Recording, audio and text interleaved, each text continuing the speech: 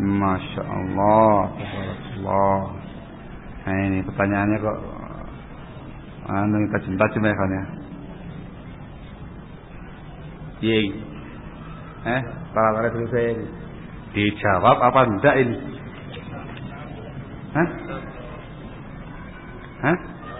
Jawab. Belak-belakan. Oh, rupanya antum ini sudah haus rupanya ya. Haus dengan era-era serba belak-belakan ini. Allah yabariki. Allah yabariki. Labas. Tapi saya pribadi ya. Sudah lama ndak belak-belakan ya. Masya Allah, ini yang harus dijelaskan. Pernah dijelaskan dalam fatwa Syekh Abdul Bukhari tentang hajar. Bukan fatwa, di kitab. Ada kitab. Ini kitab yang ditulis oleh Syekh Al-Bukhari tentang al-hajar, pemboikotan kepada ahlul bid'ah yang menyimpang. Dijelaskan dalam fatwa Syekh Abdul Bukhari tentang al-hajar bahwasanya hajar harus tetap ada meski kita di posisi minoritas. Lalu bagaimana dengan fatwa Ibnu Taimiyah rahimahullah dalam Majmu' Fatawa bahwasanya kalau hajar tidak membawa perubahan maka kita harus lemah lembut? Mohon penjelasannya. Masya Allah. Itu yang dijabarkan panjang lebar di buku ini oleh beliau. Kata mereka fatwa Ibnu Taimiyah rahimahullah itu adalah fatwa yang mereka jadikan sebagai pegangan kuat oleh mereka ini untuk menolak prinsip hajrul mubtadi', memboikot ashabul ahwa'i wal bid'ah, dan harus menggunakan prinsip ta'lif. Panjang keterangannya ya kawan. Ya, buku satu ini harus dibaca dari awal sampai terakhir. Saya bacakan kepada antum. Dikarenakan harus ada muqaddimah terlebih dahulu, baru kemudian menjelaskan apa makna dan bagaimana cara mentaujih, mengarahkan ucapan Ibnu Taimiyah rahimahullah. Yang jelas kata beliau, ucapan Ibnu Taimiyah itu ada dalam Majmu' Fatawa, lengkap dengan juz dan halamannya, dan tidak salah. Yang salah orang yang memahaminya, dikarenakan tidak memahami bagaimana kaidah ahlu sunnah dalam bab hajrul mubtadi'. Itu dia ya. Ya harus baca buku tebal ini. Tuh ya kan. Daurah lagi. Masya Allah. Daurah lagi ya, Munasyir Al-Bukhari kan gitu ya. Munasyir Al-Bukhari. Laba. Saya anggap ini perkara yang sangat penting supaya antum tahu ini merupakan satu prinsip mendasar yang betul-betul dipegangi dan dimiliki oleh mantan-mantan sururin. Ya, mereka mau dibilang sururin juga kadang-kadang mau. Ya udahlah, mantan aja lah. Mantan-mantan sururin hizbiyin. Nih, bersatu ya, Pak. Gitu ya jawabannya. Barakallahu. Ini senjata utama mereka. Alhamdulillah yang antum harus pahami baik-baik. Saya nggak mungkin terangkan dari mulai awal sampai terakhir. Saya terangkan yang pokok-pokok saja. Barakallahu. Yaitu terkait dengan masalah maqasidul hajr. Maksud dan tujuan disyariatkannya hajrul mubtadi', pemboikotan kepada ahlul bid'ah. Selama ini yang dikesankan, selama ini yang disampaikan, tujuan hajrul mubtadi' cuma satu, menghukum ahli bid'ah tadi. Nah gitu ya. Selama ini gitu ya. Memperingatkan umat dari bahaya ahli bid'ah ini tadi. Akhirnya apa? Ketika barakallahu fikum, hajr tersebut tidak ada manfaatnya, ditahdir, tetap aja dihajar tambah parah. Kalau begitu tidak boleh hajar, harus taklif. Itu yang selama ini mereka gembar-gemburkan ke sana kemari. Itu harus tahu. Yang namanya maqasidul hajr katsira jiddan. Tujuan-tujuan disyariatkannya prinsip hajr mubtadi' sangat banyak. Di antaranya yang pertama ialah tahqiqul ubudiyyah. Upaya untuk mewujudkan dan merealisasikan ibadah kepada Allah. Hajr mubtadi' itu perkara syar'i, perkara yang diperintahkan dalam agama Semua yang diperintahkan dalam agama adalah ibadah. Nah gitu ya. Semua yang namanya ibadah harus ikhlas dan mutaba'ah. Maka tatkala kamu melancarkan prinsip hajr mubtadi', kamu sedang beribadah kepada Allah dengan itu. Kamu sedang melaksanakan perintah Allah dan Rasulnya dengan prinsip itu. Makanya harus ikhlas, harus mutaba'atul Rasul. Paham ya? Tujuan tahqiqul ubudiyah. Tujuan yang kedua di antaranya tahqiqul wala'i wal bara'. Upaya untuk merealisasikan prinsip Islam yang besar, al-wala' wal bara'. Cinta kepada muslimin, mukminin, ahlus sunnah, bara' benci kepada kaum kafirin, ahlul bid'ah, munafiqin, fasikin, ahlul ma'asi dan semisalnya. Al-wala' wal bara'. Hajr mubtadi itu satu bagian dari al-bara'ah. Sikap kebencian kamu karena Allah kepada ahlul bid'ah tadi. Dan itu prinsip bara'ah itu sendiri adalah perkara yang disyariatkan. Min awthaqi uran iman al-muwalatu lillah wal mu'adatu lillah wal hubbu fillah wal hubbu fillah wal bughdu fillah. Hadis Ibnu Abbas dan dikeluarkan dengan banyak yang lainnya, hasan li ghairi. Katanya Rasul, tali iman yang paling kuat wala karena Allah, bara mu'adah memusuhi orang karena Allah, cinta karena Allah, benci karena Allah. Itu termasuk ikatan iman yang paling kuat. Sudah ibadah tersendiri ya Pak. Upaya mewujudkan prinsip al-wala wal bara. Di antara bentuk kamu tidak suka dengan al-bid'ah ialah engkau berlepas diri dari mereka dan menghajar mereka. Yang ketiga ialah tahqiqul amri bil ma'ruf wan nahyi 'anil munkar. 3 apa 4 tadi? Hah? 3 tadi ya? 3. Tahqiqul amri bil ma'ruf wan nahyi 'anil munkar. Upaya untuk mewujudkan, merealisasikan prinsip besar Islam, amar ma'ruf nahi munkar. Ini pun juga tersendiri, ibadah tersendiri, amal tersendiri. Hajr mubtadi termasuk nahi munkar, termasuk ingkarul munkar. Betul ya? Betul apa enggak? Barakallah. Ada lagi tujuan yang berikutnya. Yang namanya hajr mubtadi itu kadang-kala memiliki makna hajrun wiqai. Apa hajr wiqai itu? Ngerti ora? Hajr wiqai itu memboikot ashabul ahwa'i wal bidah supaya kita pribadi selamat dari bid'ahnya, selamat dari penyimpangan-penyimpangannya. Itu syar'i, bahkan dinukil kesepakatan ulama Ali bin Abdul Barr rahimahullah.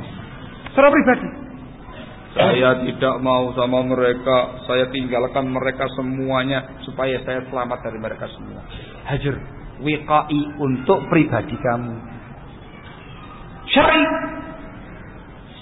Di antara halnya ialah hadisnya Hudzaifah tadi yang saya bawakan terkait dengan du'atun ala abwabi jahannam. Di akhir riwayat Rasul mengatakan fa'tazil tilkal firqa kullaha. Tinggalkan semua firqah yang menyimpang tadi. Walaupun kau harus menggigit akar pohon, tinggalkan seluruhnya.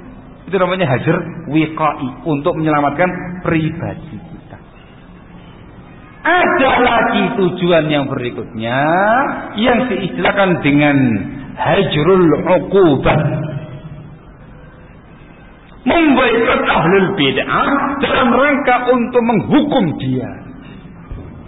Menghukum dia. Itu salah satu dari tujuan hajr yang ada.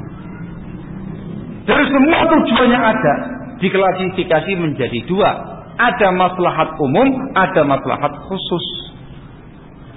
Maslahat yang khusus tadi tahqiqul ubudiyah, tahqiqul wala'i wal bara', tahqiqul amri bil ma'ruf wan nahyi 'anil munkar, hajrul wiqayah, khusus untuk kamu pribadi. Dan yang kedua kemaslahatan secara umum dibagi 2 lagi. Kalau nggak paham jangan salahkan saya. Antum yang minta terangkan masalah ini. Dibagi 2 lagi. Kemaslahatan yang pertama untuk semua kaum muslimin. Dihajar supaya semua kaum muslimin tidak terpengaruh pemahaman dia.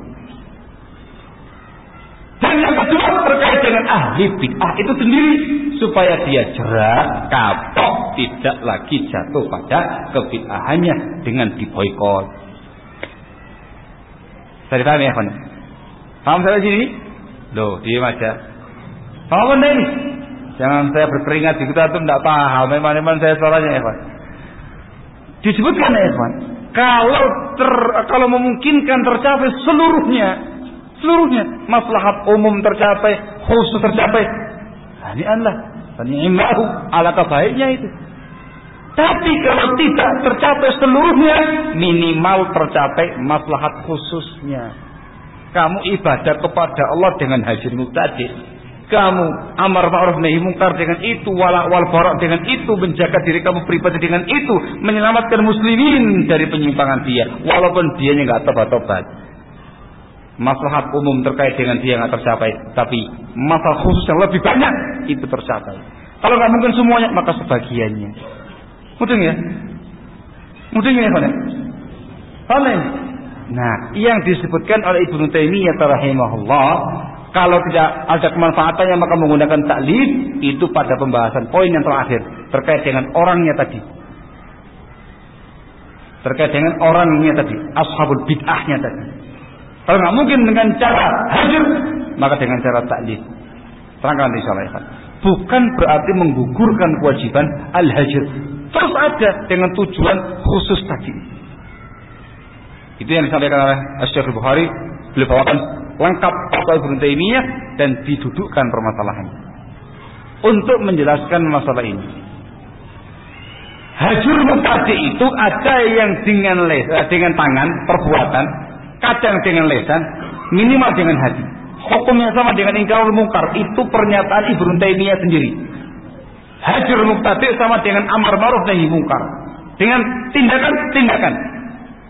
Dalam dengan lisan, minimal dengan hati, dan tidak mungkin gugur dengan hati. Paham ya? Wa dzalika adhaful iman. Paham ini? Kemudian yang namanya hajur itu dibagi dua. Kalau nggak paham awas, dibagi dua. Ada yang namanya hajrun kulli, ada yang namanya hajrun juz'i. Hajur kulli, hajur total. Kamu boikot dia secara total.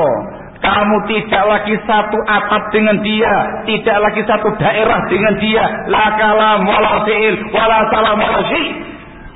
Itu yang dilakukan oleh sebagian salaf ketika mereka menghajar sebagian orang yang menyimpang. Aku tidak akan tinggal di sebuah tempat yang kamu ada di situ selama-lamanya. Langsung pindah. Seperti tindakannya Abu Darda, Mu'adz bin Jabal, juga yang lainnya. Langsung pindah. Tidak ada kewajiban. Tinggal di Jakarta Pusat, jangan begitu. Ada orang yang menyimpang kayak gitu, dinasihati gitu, masih juga dia sebagai orang yang diklaim sebagai seorang hizbi mubtadi. Udah, di antara bentuk hajar kulli, aku tidak akan tinggal lagi di Jakarta Pusat karena ada MP. Langsung pindah Jakarta Selatan, misalkan. Itu namanya apa ya, Pak? Hajar kulli. Ada lagi hajar juz'i, parsial, mungkin dengan perbuatan atau mungkin dengan lisan, minimal dengan hati. Paham ya? Tidak mungkin seluruhnya, sebagiannya tidak mungkin gugur, nggak mungkin gugur sama sekali. Tidak mungkin dengan perbuatan dan lisan, minimal dengan hati. Wadah ini. Yang lagi menguatkan tapi yang namanya al-hajr lahu suwar katsirah. Pemboikotan kepada ahli bid'ah memiliki bentuk yang sangat banyak, ragam bentuk.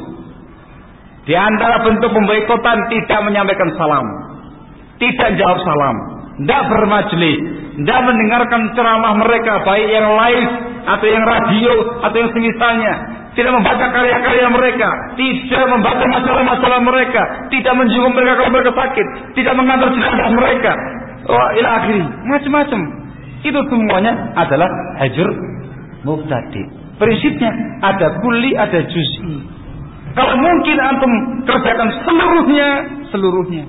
Kalau nggak mungkin, maka sebagiannya kamu hajar, sebagian yang lainnya lagi tidak mungkin antum hajar. Di situ antum menggunakan prinsip taklif. Misal ada seorang dai kondang hizbi mengadakan acara daurah ilmiah, gitu ya.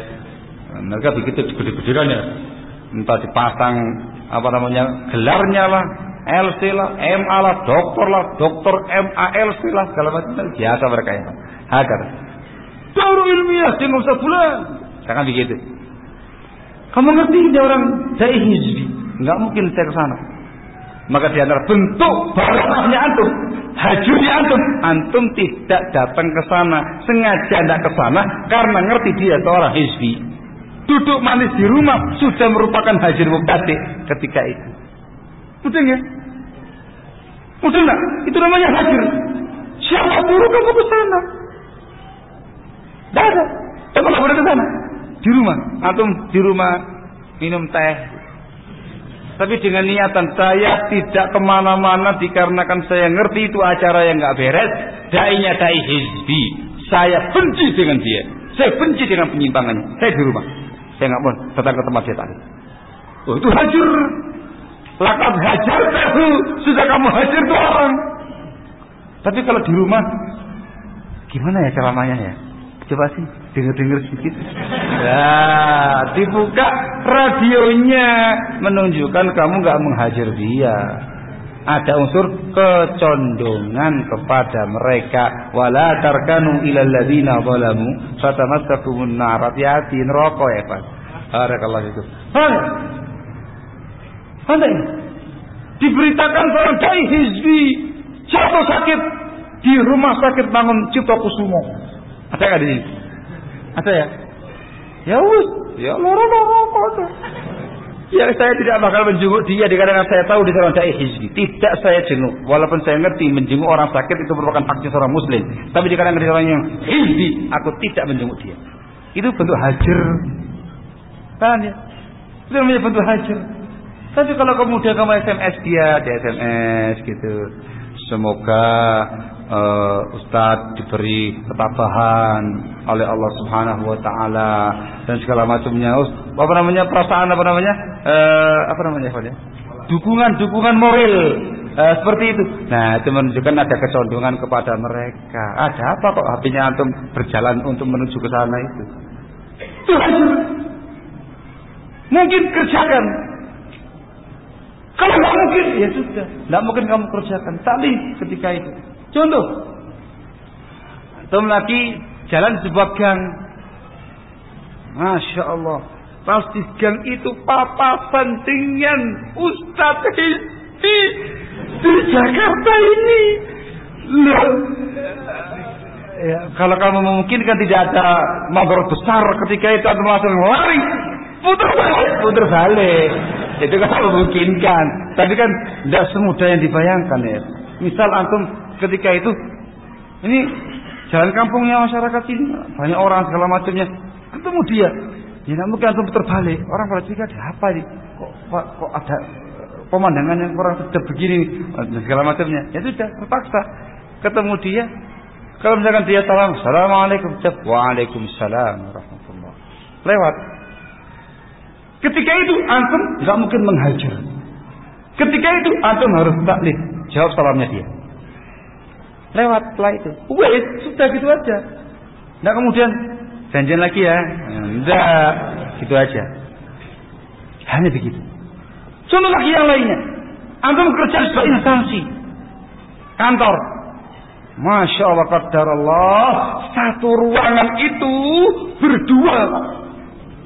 Kamu dan dia. Ya. Masuk kemudian itu gak masuk kantor. Nah, ya kalau antum kepengin ngawur-ngawuran ya exit. Tapi apa mungkin antum kuat exit keluar dari kantor? Enggak ada yang kuat, siapa ya? Ya kan gimana Ustaz? Solusinya Ustaz? Satu tempat itu gimana ini? Kita harus menerapkan hajir muktadiin. Ketika itu barakallahu fikum, tidak mungkin bagi Anda untuk hajir muktadi. Tidak mungkin kamu mengatakan aku tidak akan seakrab dengan kamu selama-lamanya. Ya keluar kantor itu mungkin. Nah, kamu di kantor di situ yang nggak mungkin. Ketika kamu ketemu sama dia, ya mau tidak mau harus tegur sapa. Apalagi kamu di jajaran ruangan di kantor itu, semua pandangan tertuju kepada kamu berdua. Orang-orang kantor, atasan, bawahan dan segala macamnya itu, barakallah itu. Walaupun di hati kamu nggak sok sama itu. Di antara caranya, upaya bagaimana caranya ada pindah ruangan. Antum cari job yang lain dan segala macamnya supaya tenang jiwanya antum. Ketika itu tidak mungkin hajar. Di ruang kantor nafsi. Ente ngaji sana, saya ngaji sini. Ente hizbi, saya salafi saja. Itu namanya hajar juz'i. Paham? Paham? Ketika mungkin hajar, tidak mungkin. Ketika itu saja antum taklif. Ketika itu saja kamu taklif. Selebihnya antum hajar dia. Saya ditanya, Pak. Tidak mungkin gugur. Kalau nggak mungkin seluruhnya, maka sebagiannya. Perkara berikutnya antum harus pahami ya. Ini banyak harus diungkapkan. Bedakan antara mewujudkan prinsip hajar terkait dengan pribadi kita dengan mengajak orang lain untuk menghajar ahli bid'ah tadi. Saya dipahami? Kalau mewujudkan amalan hajar, tidak harus jumlahnya banyak, tidak harus ada maslahat dan nadharat. Kamu pribadi disebut dengan hajar wiqayah. Tadi itu pribadi. Kamu di rumah selesai. Tidak ada. Ya akhi, pertimbangan maslahat dan nadharatnya akhi. Masa antum di rumah tidak menghadiri acara muhadharahnya dia itu. Maslahat apa yang mau cari? Nadharat apa yang dikhawatirkan? Saya di rumah minum teh, minum kopi. Siapa yang ngurusi saya di rumah? Tidak ada kan? Tidak ada. Apa namanya heboh dengan kamu di rumah itu. Kita terserah kamu mau di rumah kayak mau di mana kayak. Itu pribadi. Yang ini nggak mungkin gugur. Paham ya? Adapun mengajak orang lain, ayuhan nas, ayuhan muslimun, ayuhan hadirun. Ini seorang dai hizbi, hati-hati dari dia begini. Kamu terangkan. Itu harus pertimbangan maslahat dan madarat. Siapa kamu, siapa dia? Kamu posisinya lemah ataukah kuat? Ucapan kamu didengarkan orang ataukah tidak? Audien kamu siapa? Orang awam ataukah orang yang nggak awam? Saya dipahami ya? Bagaimana reaksi yang ada? Itu pertimbangan maslahat dan madarat. Kenapa ya kawan? Di forum umum menyuruhkan orang lain, mengajak orang lain untuk menghajar dia. Yang ini harus pertimbangan maslahat dan madarat.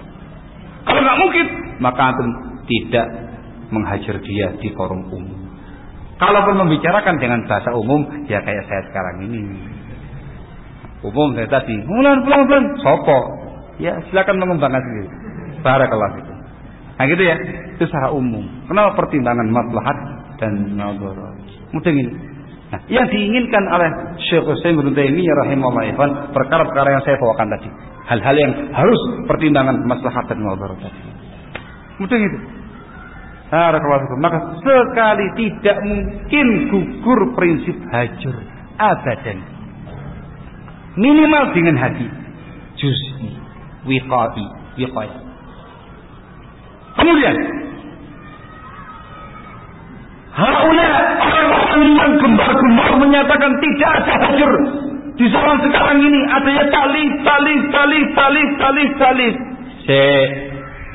Tinjau ulang, antum taklifnya sama siapa ya akhi? Antum taklif para semua ashabul ahwa'i wal bidah ataukah sebagian saja yang ada kemaslahatan antum cari ke sana? Jawaban. Apa antum taklif dengan orang Syiah? Jawabannya enggak. Ya kan? Enggak kan? Mereka enggak taklif dengan orang Syiah, maka anti ta'awun dengan kaum Syiah. Apakah antum ta'awun dengan kaum Sufiyah, Batiniyah? Taklif dengan mereka, ta'awun dakwah dengan mereka? Nyatanya enggak. Enggak kan? Enggak mau anti Sufiyah. Barakallahu fikum. Terus yang antum taklif itu siapa?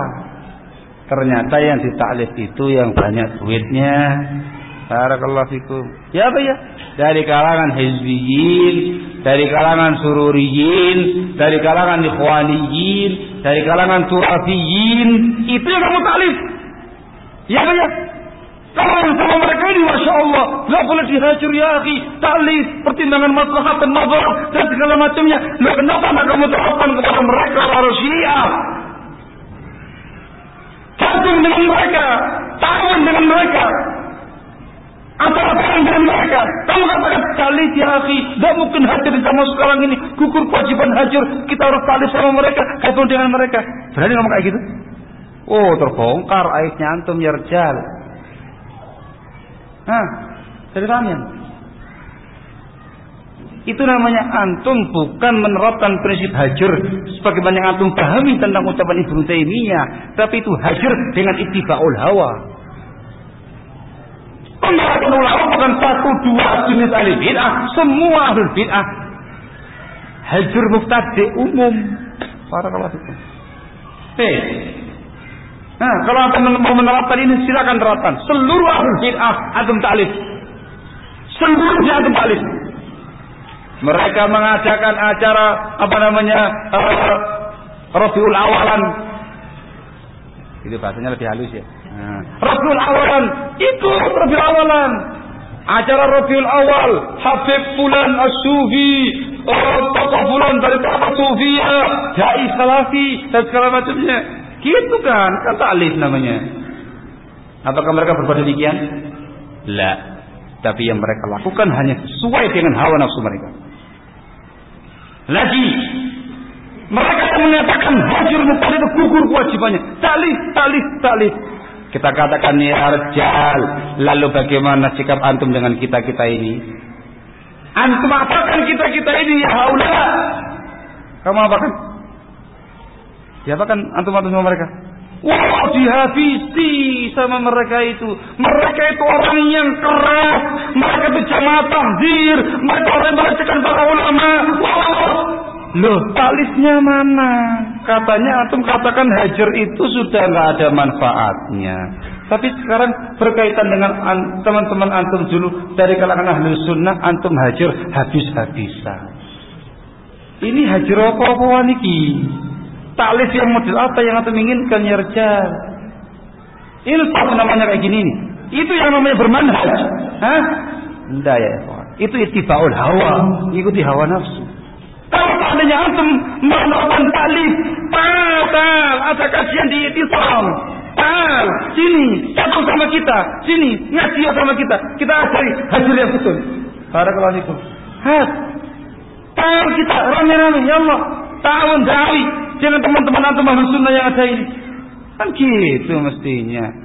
Tapi subhanallah mereka itu kalau sudah bersinggungan dengan para salafiyin sangat keras. Membawakan dan memuhkan di kalangan umat salafi itu orang yang sangat luar biasa, mengerikan ya kan. Tapi ketika terkait dengan orang-orang yang nggak beres-beres itu, masya Allah lunaknya luar biasa, ahlan wa sahlannya masya Allah, tidak ada hajar sedikit pun.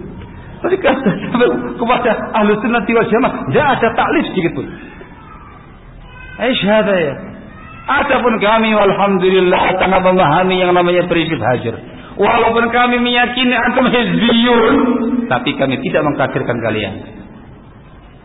Tapi kami masih menganggap antum ikhwanuna minal muslimin. Kami mengharapkan hidayah dari antum sekalian. Tapi afwan, tidak mungkin bagi kami itu ta'awun dakwah dengan kalian. Bentuk hajar kami dengan kalian. Atau kalau pas ketemu dengan antum di jalan, tidak mungkin kita putar balik. Ya sudah, assalamualaikum, selesai. Yang gitu ya. Barakallahu fikum. Mudah ya Pak. Itu namanya cara berprinsip yang benar. Pegangi konsekuensinya itu. Dan ini yang harus antum camkan baik-baik terkait dengan kaidah al-hajar. Barakallahu fikum. Kitab yang ditulis oleh Syekh Al-Bukhari, hafizahullah taala, sangat muhimun jiddan.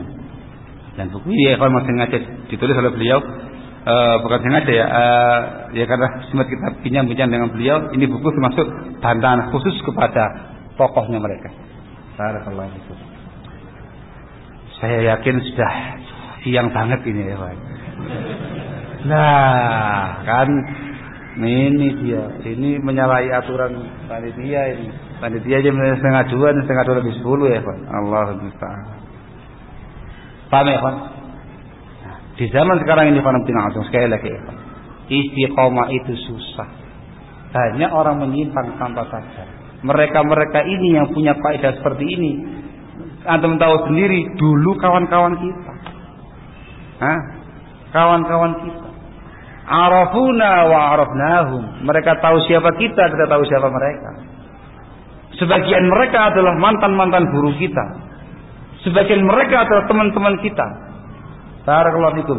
Mereka masih hidup, kita masih hidup. Mereka tahu kita tahu mereka. Barakallahu fikum. Hadza.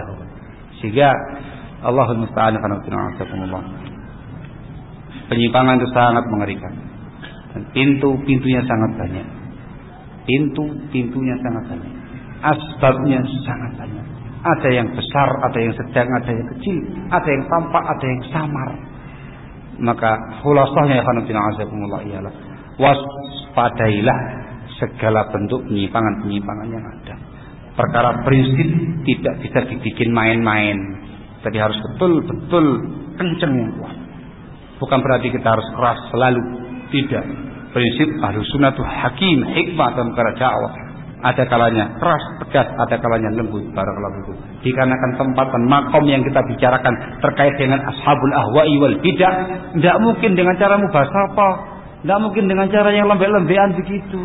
Ya mereka kan suruhi hizbiyin, tapi ya lumayan lah masalah kebaikan, ilmunya masih ada, diambil aja yang baik-baik tadi. Bukan begitu Ahlussunnah. Bukan begitu, itu prinsip melempem. Barakallahu fikum. Nah, tapi harus tegas.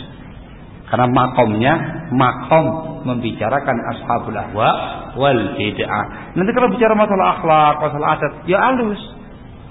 Sesuai dengan makomnya, barakallahu fikum.